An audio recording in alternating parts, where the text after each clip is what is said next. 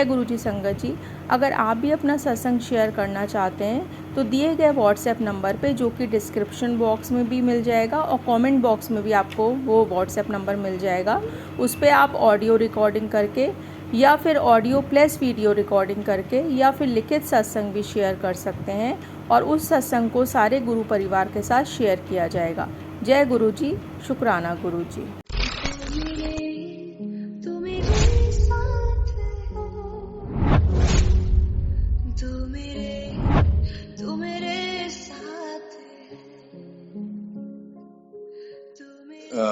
Bhatia aunty के सत्संग तो आपने सुने होंगे। हम पहली दफा गुरुजी को अशोका होटल में शादी में मिले थे। मेरी वाइफ की मासी की लड़की की शादी थी। मेरी वाइफ की मासी की 7 लड़कियां, उसमें छठी लड़की का एक्सीडेंट हुआ था चंडीगढ़ रोड पे। उसका एक लड़का लड़की और खुद हस्बैंड वाइफ कार उलट गई थी तो सब बच गए थे। सिर्फ लड़की का फेस जो क्रश हो गया था, थोड़ा टेढ़ा हो गया था। And she was in the hospital in 91 में हुआ था accident. She was in the hospital in Chandigarh PGI and 6 months in AIIMS. कोई ठीक नहीं हो रहा था।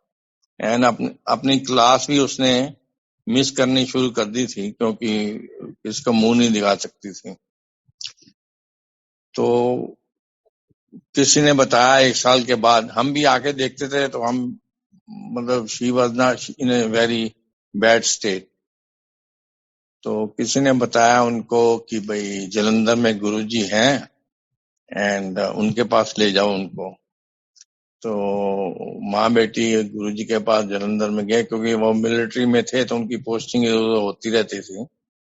तो जब गुरुजी के पास पहुंचे, गुरुजी ने कहा है तो तू नास्तिक। वो आर्य समाजियों को गुरुजी हमेशा नास्तिक कहते थे।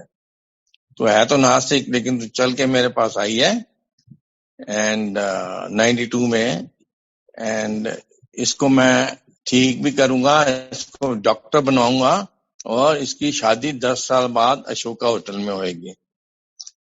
गुरुजी को हमने देखा वहां पे 92 से 2002 में अशोका होटल में उसकी शादी फिक्स हुई, बिल्कुल ठीक हो गई। She became doctor, physiotherapist in master, उसने मास्टर्स करी थी। तो वहां पे गुरुजी को देखा था तो काफी लोग थे एंड मेरे साथ मेरा सांडू खड़ा था, दूसरा रियल सांडू, और लोग गुरुजी आए, वो स्टेज पे बैठे थे एंड लोग लाइन बना के माथा टेकने जा रहे थे। तो कई वहां से रिश्तेदार अमेरिका से आए थे, उनकी बहनें, तो सब आके मजाक उड़ा रहे थे कि गुरुजी नास्तिक है, नास्तिक करके भगा रहे हैं।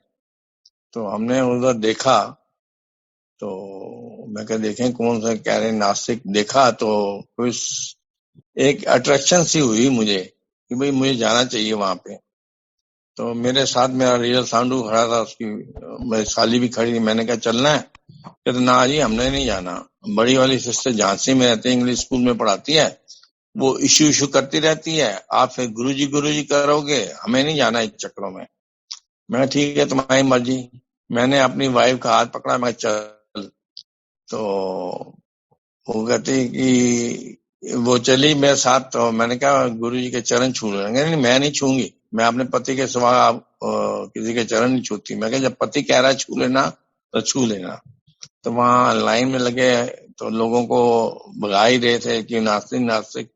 जब हमारा नंबर आया तो हमसे वो बात करने लग गए गुरुजी।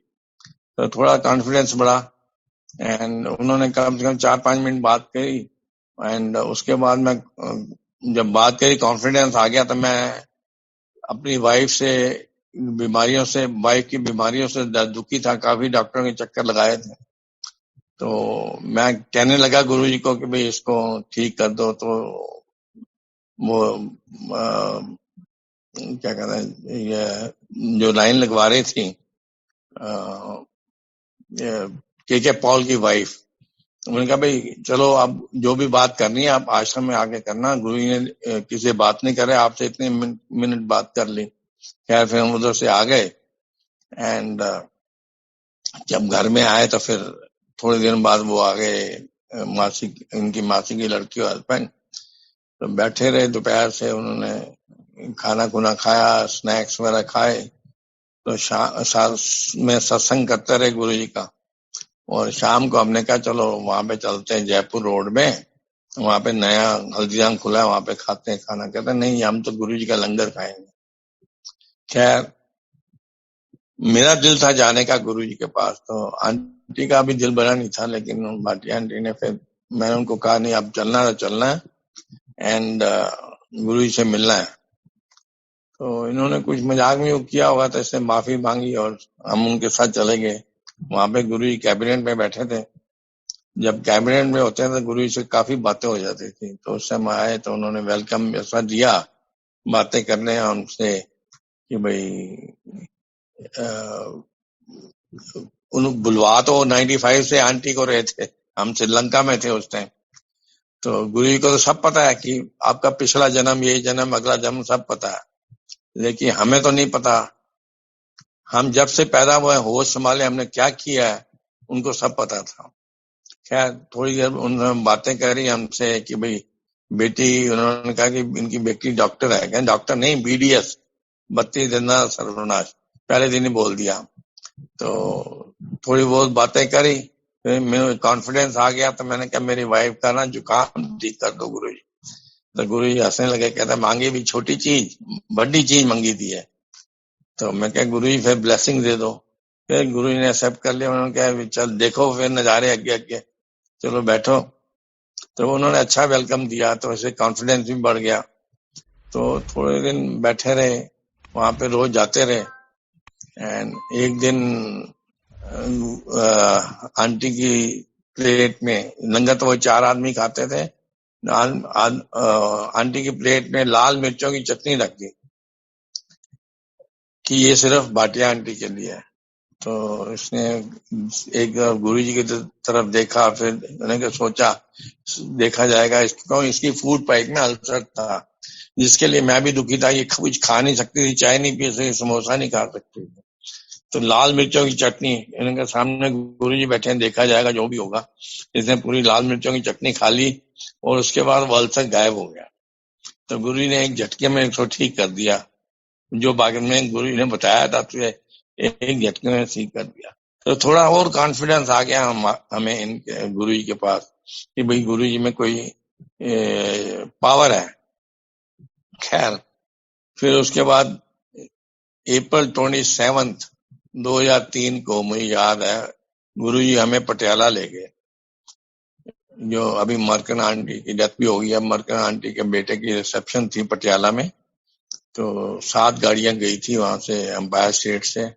तो जिसको ठीक किया था लड़की को, तो उसने कहा था गुरु जी के साथ बड़ा मजा आता है, रास्ते में ढाबे में रुकते हैं, बड़ी मजे करते हैं, तो मासी चलो। तो हम चल पड़े, मतलब गेस्ट आया हुआ था, कोई बात नहीं। तो सुबह सुबह निकले। अप्रैल 27 गर्मी होती है, इतनी धूप, और मैं उस कार में मैं बैठा हुआ था, मेरा सानू चला रहे थे, पीछे 3 लेडीज यही बैठी थी, दोनों बहनें और बीच में उनकी बेटी जिसको ठीक किया था। तो पूरे रास्ते किनमिन होती गई। मतलब हमें तो फ्रंट विंडो में, फ्रंट ग्लास में नजर आ रहा था कि किनमिन हो रही है। वो अमृत वर्षा थी। तो रास्ते में जाके वहां पे अम्बाला में पेट्रोल पंप के बाहर गुरु जी ने गाड़ी रोकी अपनी कंटेसा, और कह रहा है इन गाड़ियों में पेट्रोल कम हो गया और डलवा ले। उस दिन पता लगा कि गुरु जी की गाड़ी में पेट्रोल नहीं डलता, जिस गाड़ी में बैठ जाए वो स्ट्रेंथ से चलती है। खैर वो थोड़ा पता लगा, चलो भाई ठीक है। आगे गए रिसेप्शन में, वहां पे सब लोगों ने घेरा हुआ था। तो हमने खाना पीना खाया और बाहर आए तो बुल्लड़ साहब ने पकड़ लिया। बुल्लड़ साहब DIG पुलिस थे, वो अपने घर ले गए। फिर हम भी गुरु जी के साथ गए, तो उन्होंने काफी सेवा करी। उसके बाद मरकन आंटी के घर गए, क्योंकि उनके बेटे की रिसेप्शन थे, उनके घर गए। जैसे गवर्नमेंट के क्वार्टर्स होते हैं उनका वो था, और पावर कट हो ही जाती थी वहां पे, तो उन्होंने जनरेटर और कूलर अरेंज कर रखे थे। तो हालांकि गुरुजी ने पहले कहा था नहीं, लोड नहीं पहनी। क्या अंदर गए उनके घर में, तो गुरुजी ने कहा कि पंखा क्यों नहीं चला रही? उन्होंने कहा लाइट गई है गुरुजी। कहना ऑन द कर स्विच, स्विच ऑन किया तो पंखा चलने लगा। क्या उसके बाद बाहर बैठे रहे, गुरुजी की एक कुर्सी लगी थी एंड सारी संगत नीचे बैठी थी, 300 के करीब संगत थी। तो हम भी नीचे बैठे गार्डन में, और विद इन मिनट्स वहां पे काला बादल ऊपर लाइक अम्ब्रेला ऊपर खड़ा कर दिया गुरुजी ने। हवा चला दी ठंडी, जैसे शिमला में चलती है। वो हम नजारे देख के मैं तो हैरान हो रहा, मैं कहा कुछ तो शक्ति है जो मतलब 3.5 घंटे बादल ऊपर खड़ा करके कौन कर सकता है? मैं कहा कोई इंसान तो नहीं कर सकता, इनमें कोई शक्ति है जो बादल खड़ा कर दिया, इतनी गर्मी में हवा चला दी शिमला जैसे। खैर उसके बाद सत्संग हुआ, गुरु हमारी तरफ देखें, ऊपर देखें कि इनको समझ आ रहा है। तो ये लेडी सब चुन्नियां पहन के गई थी, अब इनको ठंड लगे, शालें तो थी नहीं, ये चुन्नियों को ही ऐसे जबरदस्त पकड़े रखे। खैर उसके बाद हम रात को निकले वहां से वापसी दिल्ली की तरफ। तो सारे रास्ते कोई 7 कारें थी, तो वापस चल रहे थे, सबसे आगे गुरु की गाड़ी। एंड मूर्थल पे सारे ढाबे निकल रहे, तो इसने ऐसे कहा है निक्की तू तो कह रही थी गुरु जी के साथ ढाबे में बैठ के खाने में बड़ा मजा आता है, यहाँ तो सारे ढाबे निकल गए। तो एकदम गुरु जी की गाड़ी में ब्रेक लगी और यू टर्न लिया और ढाबा नंबर आहूजा नंबर 1 पे रुके। वहां पे उतर के गुरु जी अपने उसको हमारे सांडू साहब को कहते हैं पूछो अपनी साली को कौन मजा आया, शिमला बनाया था किस तरह सोचो। मतलब गुरु जी के वर्ड्स मुझे बड़े वो लगे कि मैं क्या इनमें कोई शक्ति है जबरदस्त। तो उसके बाद ढाबे में बैठे, उनके साथ बैठे, बड़ा मजा आया। उन्होंने परांठे खिलाए सुबह के बने हुए, इतने फ्रेश फ्रेश। खैर उसके बाद वो चलने लगे, तो उनकी कार में मतलब सब माथा टेक रहे थे, तो मेरी वाइफ के पीछे मैं था, मेरी वाइफ ने भी पैर छुए। और गुरु जी उस टाइम बोलते हैं जब पीछे खड़ा था, भाटिया आंटी तू चिंता ना करी, भाटिया अंकल को मैं फिट रखांगा। तो बस ये मुझे तो सर्टिफिकेट मिल गया कि भाई मैं गारंटी मिल गई कि भाई इन्होंने फिट रखना है। तो आई वॉज वेरी हैप्पी। मैं क्या भाई ये तो शक्ति है, जो एक बार उन्होंने कोई चीज बोल दी वो तो होनी होनी है, ये हमारा एक्सपीरियंस आगे का कहता है। एंड उसके बाद हम बस जैसे ही हमारे नीचे पार्लर था और शोरूम था जूतों का और गारमेंट्स का, क्योंकि मैं गारमेंट बिजनेस में था श्रीलंका में, एक्सपोर्ट करता है अमेरिका को। 23 years I was in Sri Lanka. सारे बच्चे वहीं के पढ़े लिखे हैं एंड इसलिए गारमेंट्स का भी रखा था। शूज का मेरे ब्रदर इन लॉ का था आगरा में, वो भी रखे थे शूज, और पार्लर भी साथ में था। तो उसके बाद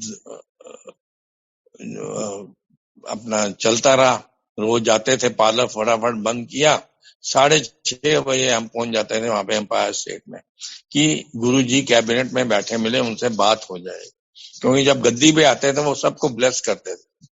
तो ऐसा ऐसा उनसे पता चला कि भाई जो ये कहते हैं वो होता जरूर है। अब ऐसा था एक्सपीरियंस से पता लगा कि ये तो रब है।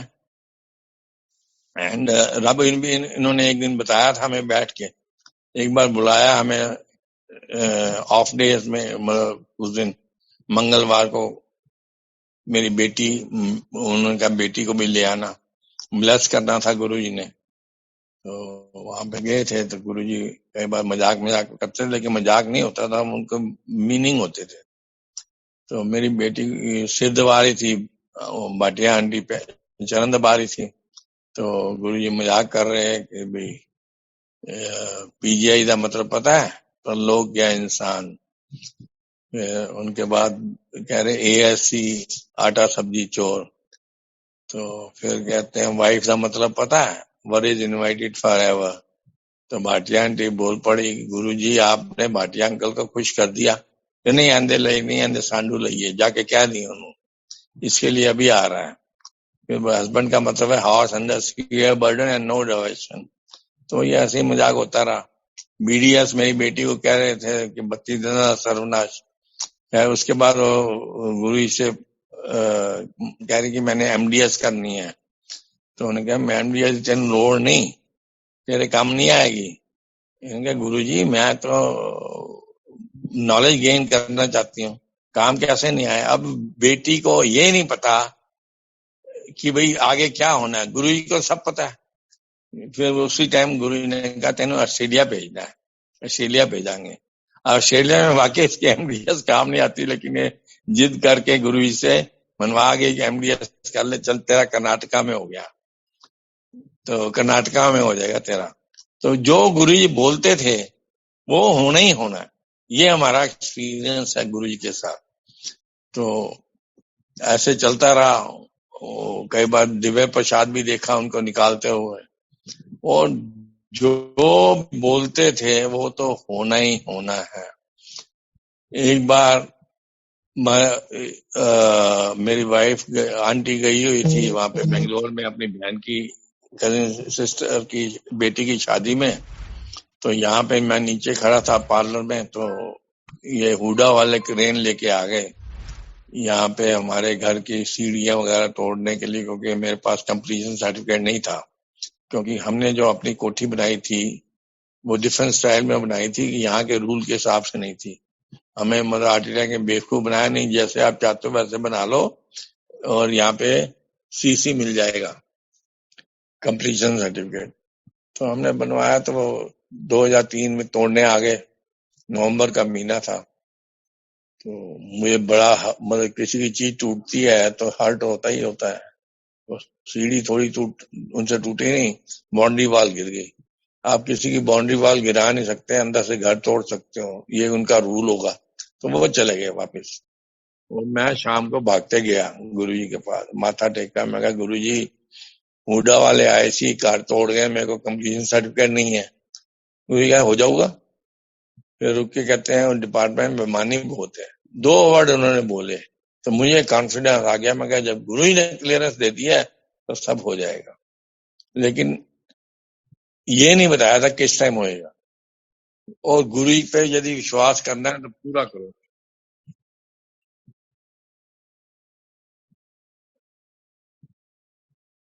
एक मिनट।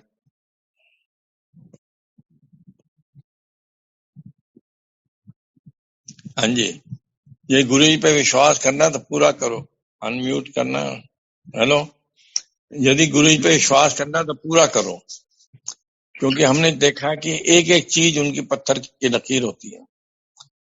तो मुझे 2011 में जब गुरु जी 2007 में चोला छोड़ गए थे, 2011 उससे पहले ऐसा कि धड़कन इंसान है फिर भी होता है कि इन्होंने चलो घर को बेच देते हैं। हमें वो प्राइस मिल ही नहीं रही थी। तो कोई ऐसा कोट कर रहा था प्राइस, तो हम गुरु जी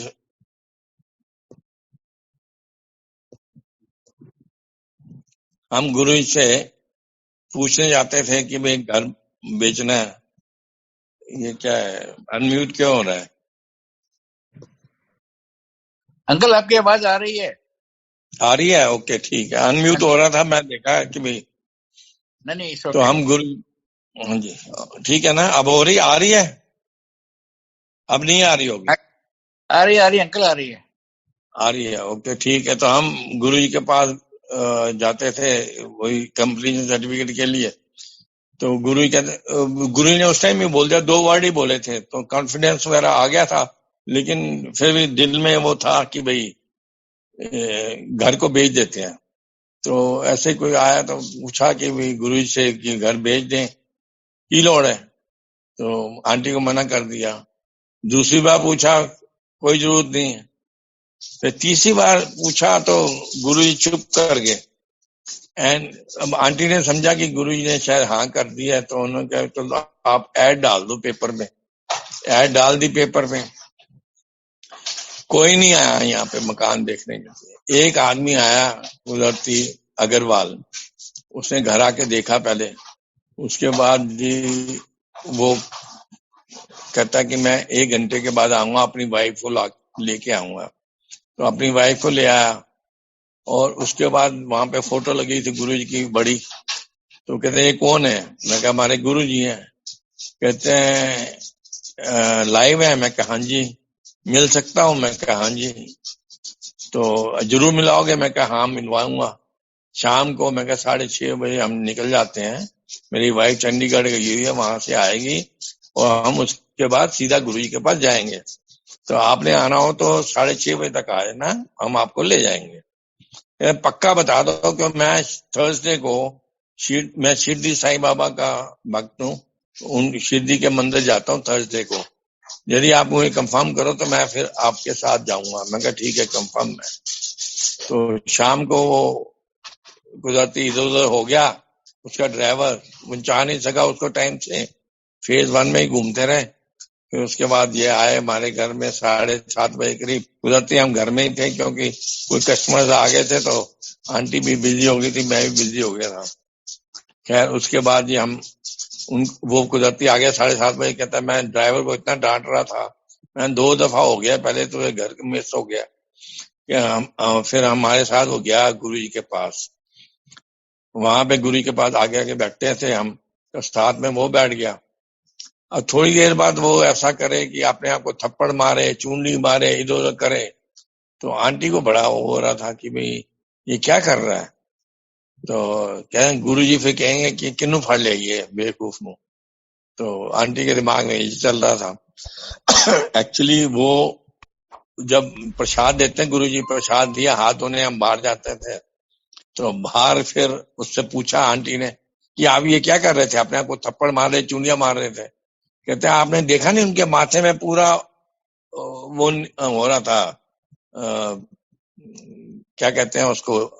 उसने फिर स्टोरी सुनाई कि मैं अमरनाथ नहीं, कैलाश पर्वत गया था 98 में, और वहां पे घूम फिर के माथा टेक के लेक के साथ जो वहां पे सरोवर होता है उसके पास बर्फ ही बर्फ जमी हुई थी। तो मैं वहां पे बैठ गया, थक गया था, 2 कोट पहने हुए थे और सारी बर्फ ही बर्फ थी वहां पे, कोई पत्थर नहीं, कुछ नहीं, कोई पेड़ नहीं।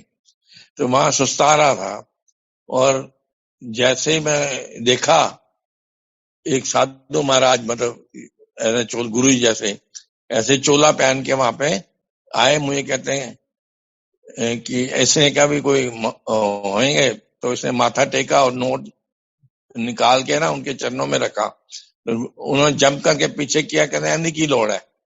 तो फिर ये उठा के जेब में रखना है, तब तक वो अदृश्य हो गए वहां से। सब तरफ देखा, कोई ना पेड़ है ना पत्थर है, गए तो गए कहाँ। कहते हैं वो ही थे ये उस दिन वही चोला पहना हुआ था इन्होंने, इनके माथे में सारा वो वहां का दृश्य आ रहा था कैलाश पर्वत का। तो वो तो बड़ा चमक कहता ये रियल रब है।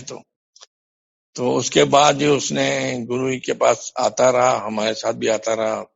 फिर इसने गुरु जी से मांगा कि मैं कावड़े बन के जाता हूँ वहां पे हरिद्वार में, जब वो होता है पानी लेने जाते हैं हरिद्वार से, तो आके शिव जी को नहलाते हैं। तो कहते मैं आपके चरण धोना चाहता हूँ। तो गुरु जी ने उसको परमिशन दे दी थी। वो हालांकि वो उस पर गया था, जीप में ही गया था, हरिद्वार से पानी लेके और आके चरण धोए थे गुरु जी के। तो ये तो इनकी स्टोरी।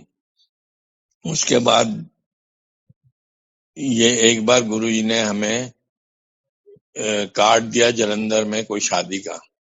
तो मेरे पास उस टाइम लेंसर गाड़ी होती थी, मैं, मेरी वाइफ और मेरी बेटी जलंधर के लिए जाना चाहते थे। In the meantime we got the message कि नानू सबरवाल को भी ले जाना, उसको भी कार्ड दिया है।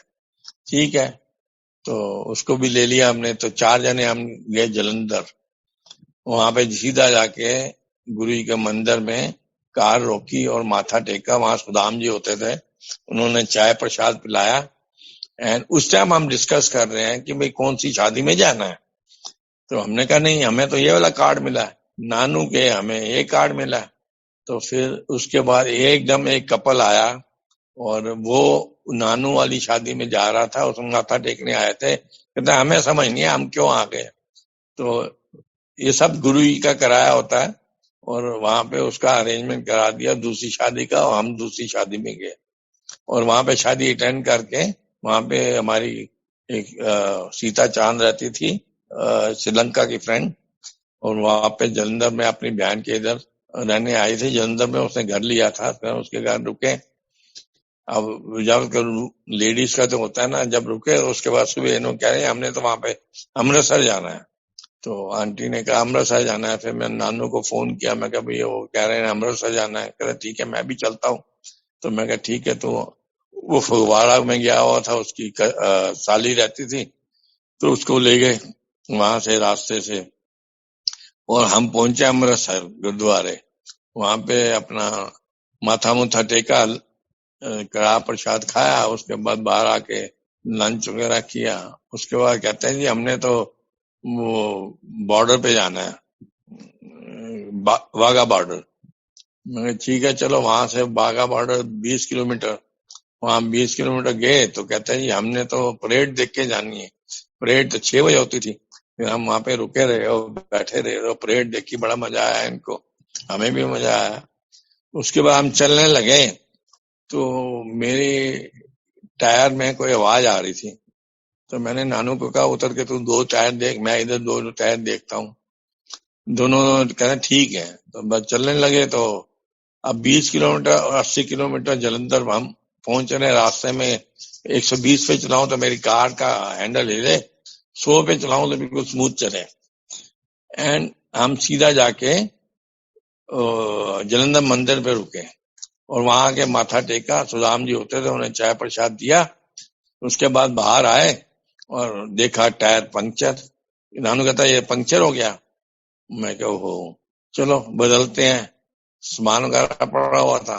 मीन टाइम एक आदमी आ रहा है वहां पे टूल्स लेके, कहता जी मेरी सेवा है, आप हट जाओ मैं टायर बदल देता हूँ।